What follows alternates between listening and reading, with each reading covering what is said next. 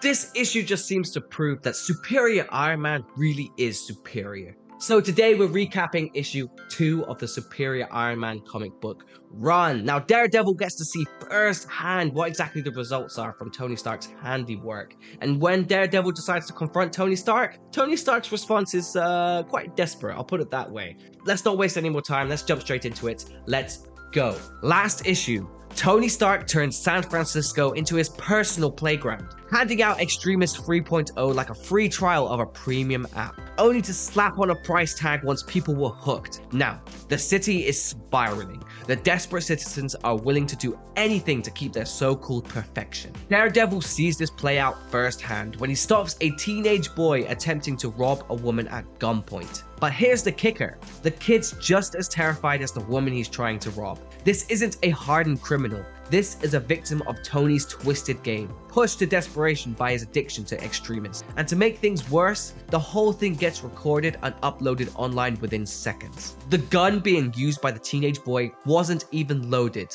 yet he's been included in another piece of viral content for the masses. But Daredevil's got bigger concerns. He storms into Stark's new lair, Stark Island, formerly known as Alcatraz, where Tony is throwing a party only a billionaire super genius with zero conscience can enjoy. The confrontation? It's over before it really begins. Stark, high on his own superiority, doesn't even bother with diplomacy. He just throws Daredevil off the building into the sea below. No hesitation, no remorse. Matt Murdock plunges deep into the water. Water is one of his weaknesses as it stops him from being able to fully use his senses, but he fights his natural fear of drowning to figure out which way is up and struggle to the surface, in which he realizes, in hindsight, that confronting Tony publicly only gave him a chance to show off. Meanwhile, Stark goes right back to partying, basking in the attention like a rock star who's just dropped the mic. But he's not done yet. He takes the stage and announces his next move, a new Extremis giveaway,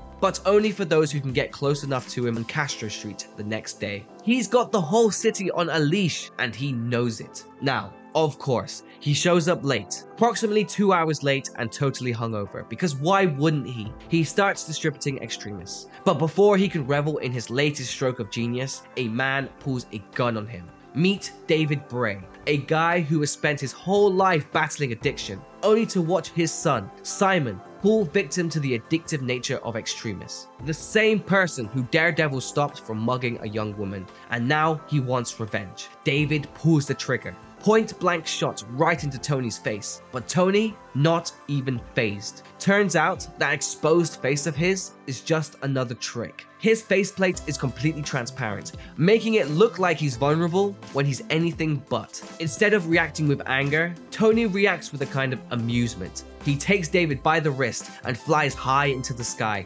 dangling him above the city, not out of vengeance, but damage control. He doesn't care about being shot, he cares about the bad press. So he makes David an offer. Say this whole thing was a publicity stunt and take a free Extremis dose. And in return, Tony will erase Simon's criminal record from the internet. He takes the deal. And just like that, Iron Man sets him back down, grinning and waving to the crowd like a politician kissing babies. But Daredevil was listening into the conversation, and he's done waiting for Tony to cross the next line. That night, he strikes back. He finds Stark, drunk and unconscious. He kidnaps him and drags him to a hidden underground bunker. No tech, no Extremis, just Stark, completely cut off. Daredevil blinds him with a floodlight and shuts down his electronics with the EMP. The plan? Keep Tony locked away until Extremis wears off in the city.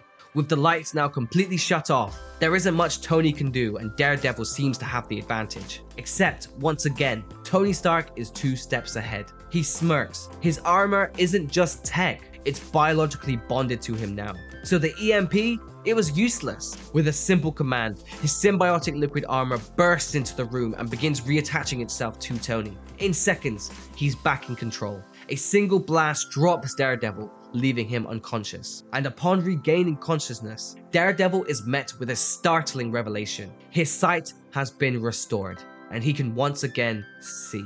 If you're craving more Iron Man content, make sure to hit the Iron Man character spotlight playlist, or check out the rest of my channel for a whole array of content covering Marvel characters and events. But for the meantime, peace, peace, peace.